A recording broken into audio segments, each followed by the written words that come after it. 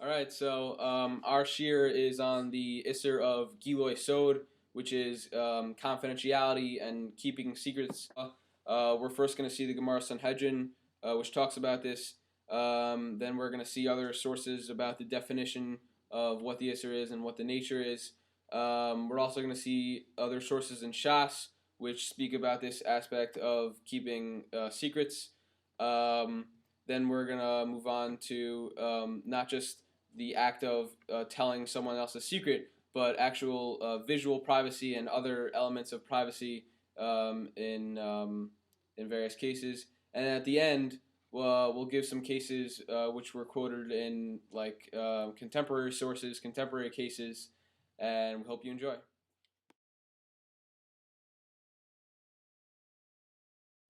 So we open up with Sanhedrin Daf Lamed Aleph Amid Aleph, starting with the words Tanu Rabbanan. So Tanu Rabbanan, our sages thought in a Braita. From where do we know that after the court case is completed, that a judge shouldn't go to the litigant that was found to be guilty and go to him and tell him that, it's not my fault. I was the person who said you were innocent, but the other two judges overpowered me and they voted that you were chayav. Or the judge could have said, or he could have said that, it was not my fault that my friends overpowered me. What can I have done? So Talmud Lomar, the Apostle comes to teach us, Lo telech rachil ba'amecha. One shouldn't be a gossip monger amongst his nation. Ve'omer holech rachil migale sod. And in addition, Mishlei also teaches us that a person that through revealing secrets, one is going to end up being a gossip monger. One is going to end up revealing gossip. So as an example, there was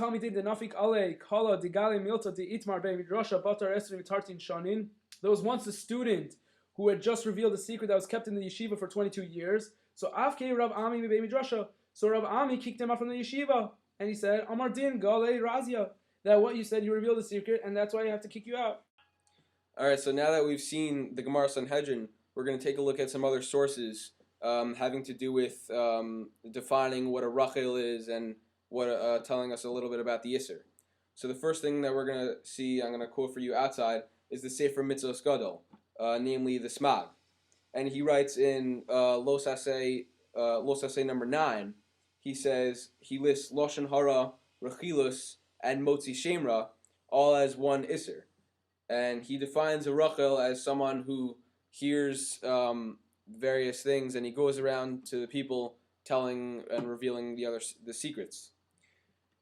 Okay, next we're going to look at the Rambam. We're going to read this one inside.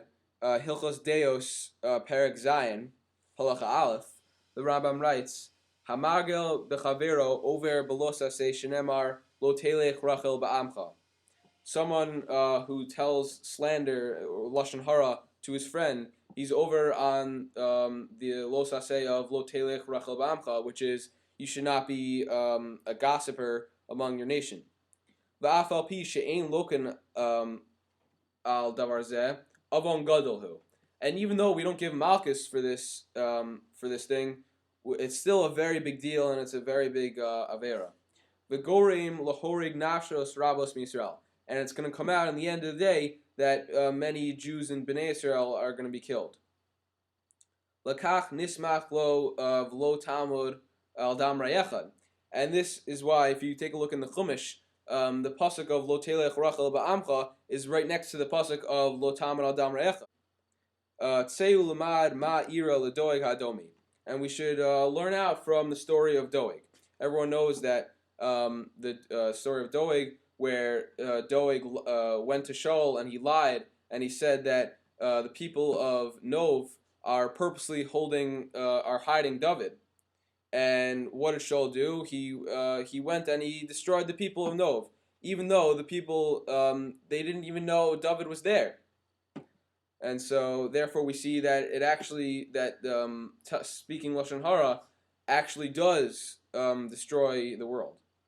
So we're going to look at Beis. Izehu Rachel. What is a Rachel? Ze shetoin dvaram b'cholech mizel zeh. Someone who he hears various things and he goes around saying v'omer kach amar ploni kach v'kach, and he says, oh, I heard this person say this and this, or Shamati al Ploni, or he says, oh, I heard this about somebody else. Afal Pisha hu emes, and even if it's the truth, Harizeh Mecharev es ha'olam, this is going to destroy the world. It's a very strong lashon, and so we're going to take a look at the Hagos Maimonides on the Rambam, just a quick one-liner. He says, V'im ha'omer mazir shelo lomar, and if the guy who's telling his friend the secret, if he says, oh, I don't want you to tell anybody else, afilu amru b'fnei rabim, even if the guy tells his secret in front of many people, still those many people should not go out and tell the secret. And he says bishum lashon hara, because of lashon hara. All right. Next, we're going to take a look at the Chavetz Chaim, Hilchos Rechilos Klal Ches. He writes, "V'chayev adam lehastir hasod asher yigale lo chavero derech seiser." A person has an obligation on himself to keep the secret that that his friend tells him. Afal pishe ein begila hasodahu inyan rechilos. Even if the secret that he's telling you isn't necessarily lashon hara or slander. Ki yesh begila hasod nezek lebaila v'siba lehefer machshroso. Because when it comes to gila sod, when it comes to revealing secrets, there's an aspect of if you reveal someone else's secret, you're gonna make them uncomfortable, and it's gonna damage them emotionally, perhaps. And he writes, "V'gam bazehu yotze miderech hatznuos," and it's something that's not snua, not modest, not dignified. It's beneath someone's dignity. V'hu mavir al das bal hasod, and if it goes against the person who told him the secret. And just quickly, we're gonna jump down to the Mayim Chaim. He says, "Davar zehu chamor harbe." Yoser mistam avak lashon hara v'rechilos. He says that giloi sod is what? It's worse than avak lashon hara. Such a strong thing, and we see that the element of confidentiality and privacy is very important to keep in mind. So now we're gonna take a little tour throughout Shas, namely the Gemara Yuma and the Gemara Shabbos, that deal with these elements of privacy and confidentiality. The first thing, so the Gemara Yuma towards the bottom, actually the Gemara Yuma is actually the main source for where we get this halacha, as we'll see soon in a minute. So towards the bottom, at the beginning of the line, Minayin, so the Gemara says, Minayin lemor davar lechavero, shehu beval yomar ad sheyomar lo lach emor. From where do we know? How do we know that in a case where a person tells his friend that he tells him a little bit of information, that the friend should not go out and tell other people that information until the original guy, until he tells him, oh, okay, fine, it's okay, you can go out and tell other people. So Shenemar Vayedaber Hashem Elav Me'ol Moed Lemor. So we learn this rule from the pasuk, actually the first pasuk in Vayikra, and Hashem spoke to Moshe from the Ol Moed, saying. So that's pretty much the end of the Gemara, and we need actually some explanation, because how just by reading the Gemara, how exactly does that show us that rule of revealing secrets? So there's actually a machlokas between Rashi and the Or HaChaim as to how we learn the rule. We're going to take a look at Rashi inside right now. He says, Talmud Lomar, Leimor. So the pasuk said Leimor, Me'ohel Moed Leimor. So what is Leimor? Lo Amar. He sort of makes like a cute little drasha thing. So he says, Lo Amar Hadvarim Eila Imkain No Sin Lo Rishus. So don't say the secret. Don't say the information that I told you unless I give you Rishus to say so. So that's how Rashi learns. However, the Or HaChaim takes a little bit of a different approach. He says that no, if you take a look at the pasuk, it says there are two pasukim back to back. The first pasuk is Vayidaber Hashem me'ol moed le'mor, and then it says Daber el bnei Yisrael. So it's two dabers, and the daber in the first pasuk, the Orach Chaim says, is referring to when Hashem spoke to Moshe in private. He first spoke to Moshe in private, and then the second pasuk with the second daber is saying it's Hashem telling Moshe, okay, fine, now you can go out and tell Bnei Israel, and it's no longer a secret, and you can go tell other people. So we sort of learned since Hashem did this thing where Moshe didn't go out and tell Bnei Israel unless Hashem gave him permission. So too we apply the rule to us by saying that if someone tells you a secret of his, then you shouldn't say anything to anybody else unless he gives you permission. Fine. Next, we're going to look at the Gemara Shabbos, Daf Sadi Vav Amud Beis, towards the bottom also. So just to give you a little background about what this Gemara is talking about, there's a pasuk in Pashas Shlach, which says, "Vayikrivu oso hamotzim oso mekoshesh eitzim biyom hashabbos." So there was the Bnei Yisrael in the Midbar, and they found a person who was gathering wood on Shabbos, and I guess this is the first incidence of someone being mechal Shabbos.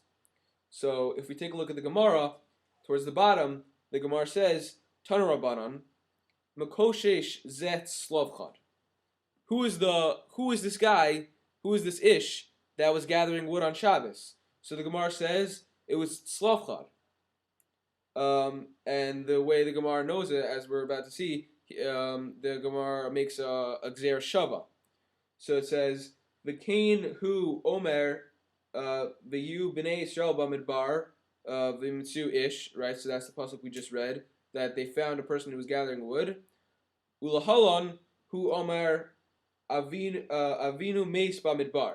And also there's a pasuk by the Benos Slavchad, where they were the Benos Slavchad, as we know, Slavchad died, and they didn't know what to do with the inheritance because there were no sons, there were only daughters. So they came to Moshe and they said, our father Slavchad died in the Midbar, so what are we going to do? So the Gemara makes a Gzer Shava of Bamidbar and Bamidbar. Both psukim use the word Bamidbar. So we say, Mal halan Slavchad, Avkan Slavchad. Just like over there by the Benos Slavchad asking Moshe, it was referring to Slavchad. Here too, by gathering wood, it was referring to him. Divrei Rabbi Akiva. So Rabbi Akiva says this. Fine. And then, so now the Gemara says, Amar lo Rabbi Yehuda ben Meseira. Rabbi Yehuda ben Meseira says back to Rabbi Akiva. He calls him by his first name, Akiva. Benkach uvenkach ata asid litain esadin. Either way, you should not have said this statement. Why? Because im kidvarecha, if you are right in your Gzer Shava, then haTorah kisaso v'ata megala. The Torah purposely covered up this person's name by not referring to his specific name, and you just uncovered it. You revealed the secret of the Torah. How could you do such a thing? And if the other way, if you're wrong in your Gzer Shava, im lav ata motzia loez al osa tzaddik, then you're just criticizing, you're just bashing a tzaddik for no reason. We see that the element of keeping a secret is a very important thing, especially in the Torah's eyes. So now we're going to shift our focus to a different form of confidentiality, specifically visual privacy. So first and foremost, one should realize that the Torah itself clearly shows great respect for visual privacy. In specific, if one were to look at the story with Adam and Chava in the beginning of the Torah, where they each perceived each other as undressed, and so what did they do? As a result, they went ahead and sewed together fig leaves and made themselves clothing. In addition, we find later on by the story of Noach, that when he was in his drunken state, what happened? His sons came along and dressed him. However, it was in the way that they dressed him that showed us an aspect of an aspect of morality and dignity. What did they do? When it came to dressing their father, they each looked in the opposite direction so that they should not see their father undressed. In addition, we find later on that when it came to Bilam, when he went to go curse Bnei Israel, when he saw them from atop of the mountain, he said, oh, he praised the way that their tents were set up. So the Gemara asks on that, what's the reason? What did he see that caused him to praise them? So it answers, he saw that the tent openings did not face one another. And specifically he said in response to that, it's because of this specific reason that they're worthy for Hashem's Shekhinah to rest upon them. So we see clearly that the Jews should have, in essence, a sense of morality, a sense of dignity, and a sense of modesty. So now that we've done that, we move along to what it says in Baba Basra. In Baba Basra on Daf Bet Amud Aleph, we'll do this outside, considers the ability for someone to look into his neighbor's yard to be a form of injury known as hezek re'iyah, right? This concept means that it's forbidden to be a peeper and to look at another person during private moments. The Ramban comments on that and says that damage by sight is considered a personal injury. Why? Because it leads to humiliation and loss of privacy. In addition, to expand upon this, we also look at what it states in the Shulchan Aruch. So if you look inside at Ot Gimel, we state, Lo yiftach adam chalon lechatzer chaveiro. A person should not open his window, and as a result, let that opening lead to him seeing the chatzer of his friend.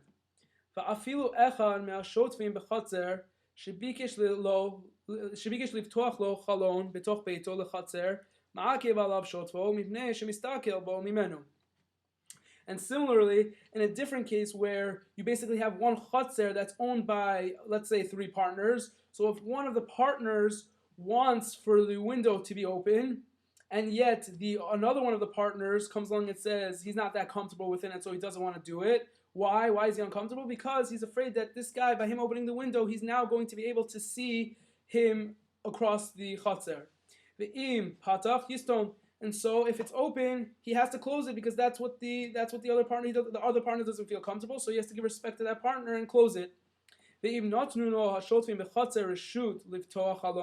However, if the partners actually do give the partner permission to leave the window open, or they themselves actually came to the partner's household and opened it themselves, so rashai, then it's permissible for them to leave the window.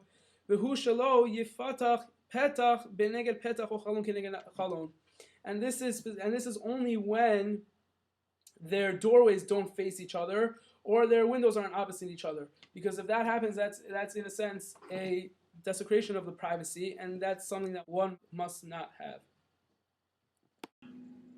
So now we're going to discuss contemporary cases in which revealing secrets would be permissible either due to monetary loss or physical harm.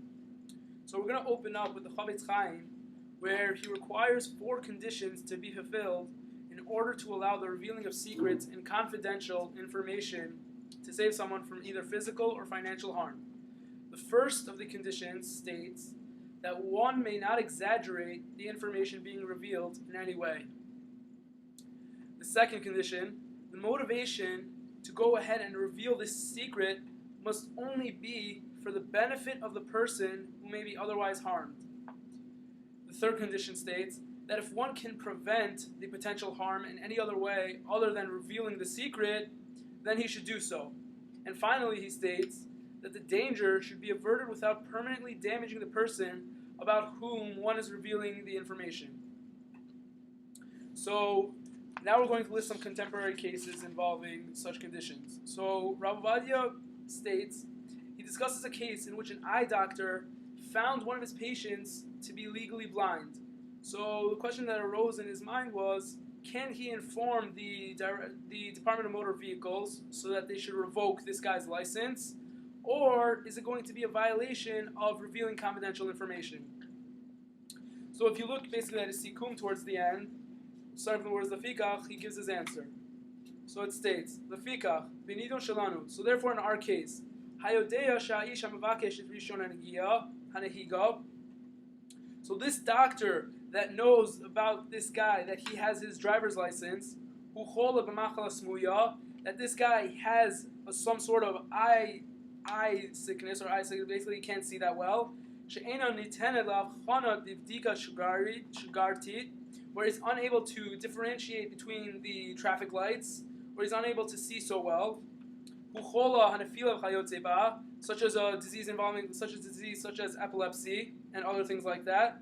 Olav lehodia miyad lemisrad harishoy et asher yadualo. So this doctor has an obligation on himself to go ahead and go to the Department of Motor Vehicles and inform them about what he knows. In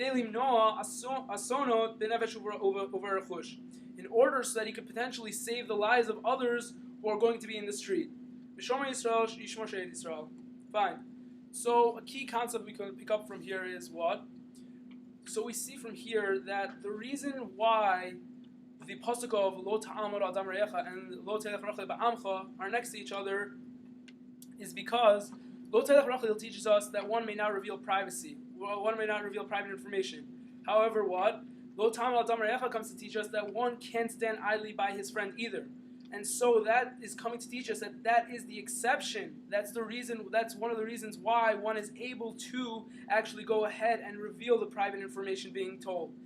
In order, if it's going to either save someone else or it's going to prevent financial harm. So another case involved is that quoted by Rav Mordechai Yaakov Breish, who is the Hilchot Yaakov. He was asked about a physician, whether or not this physician was able to go and to tell the bride that her prospective groom was suffering from an incurable cancer, and so he's not expected to live for more than a year or two. So he answered that the doctor is obligated to reveal the information to the bride, and he gave two reasons for that. So the first reason stated was, had the doctor not done that, he would have violated the prohibition against of lo ta'amar lo ta'amar. Furthermore, if he failed to give the bride the appropriate information, he would also be going against the prohibition of placing a stumbling block before before a blind person. Because what? He's holding back information that could otherwise prevent the person from stumbling, prevent the bride from stumbling into a marriage that could ultimately be tough on her. Another case recorded was by Rav Moshe David Tendler, where he's quoting his father-in-law, Rav Moshe Feinstein. So he basically states that in a case where there's a disability which may impact negatively on an individual's functioning, such as a spouse or a parent, like for example, the inability to take care of children, then this individual must go ahead and reveal the information to a prospective spouse. And so we see yet again that when it comes to something that's related to someone's health, he may go ahead and reveal that information in order for the benefit of others. So, however, we find that there are also other Rabbanim who have a different approach towards this, and maybe don't hold that one should go ahead and reveal the secret. For example, the Sitz Eliezer discusses a case where he asks the question is there a breach of confidentiality when medical students listen in at a patient's bedside? So he answers that the student doctors must ask the permission of the patients before examining either him or her. And if the patient rejects him, then he must accept the wishes and not go ahead and help out. And this seems to apply, and even though by them being there it could potentially be a benefit to the patient, nevertheless, the Sitz Eliezer states that he may not go ahead and help out that person if the person doesn't want it. We have discussed cases that involve physical harm. However, the question that now arises is, what happens in a case of just financial loss? So if we take a look at some Mefarshim, namely the Rambam quoted in Sefer HaMitzvot, Negative Commandment 297, he states that the definition of lo ta'amod does not only apply to physical harm, however, it also applies to things involving financial loss. And to just emphasize on that point, if we look at a case quoted by Rav Unterman, we see that in a case where there's an accountant who spotted irregularities in the books of a company, and he warned the controller to no avail. So Rav Unterman ruled in such a case that the accountant was allowed to go ahead and make the matter public if there was no other way of saving a company from a loss, since this is what he was hired to do. And so we see from here that not only does lo ta'amud apply to physical harm, however, it also applies to financial loss. And so a person is able to go ahead and reveal the secret when it comes to this. Okay, so just to summarize our shiur, we started off with the Gemara Sanhedrin, which discussed when judges come out after the verdict and they speak about what their fellow judges voted on. And then the Gemara went on to tell the story of the student who revealed the secret of the yeshiva after 22 years, and he was thrown out for it. We also saw the Gemara Yuma, which asks from where do we know that a person should not go around telling secrets, and we saw the pasuk in Vayikra and the Machlukas Rashi and Orach Chaim as to how we learn out from that pasuk. And we turn to the Rambam and the Smag, who defined exactly what a rachel is. A rachel is a person who goes around, he hears information, and goes around spreading the word. And we also saw the Chavetz Chaim, who stressed the severity of the isser of revealing secrets. He said it was even worse than avak lashon hara. Then we also went on to the topic of visual privacy, and we saw the Gemara Bava Basra, which says hezek re'iyah, which is damage by sight. And we also saw the Shulchan Aruch and the Ramban. The Shulchan Aruch said that if two people share a window, if one person opens it, the other person has the right to close it. So we see how important privacy is. And then we ended off just now with when we contrast the need to save someone's life and the issur of telling secrets. And so we quoted the case from Rav Avadia that it was that not only was it permissible, but it was obligatory to tell the DMV that this person was blind, even though it's a breach of confidence because of the pasuk of lo tamud that you need to save someone from physical harm. And then we went on to discuss cases of not only physical harm but monetary harm, and that there's machlokas between the Rambam and other poskim who say whether or not lo samud applies to that. And we saw the case of Rav Unterman. We hope you enjoy the shiur, and yeah. ואלו הן הפסולים המשחק בקובייה והמלווה ברביס ומפריחי יונים וזוכרי שביעי סמר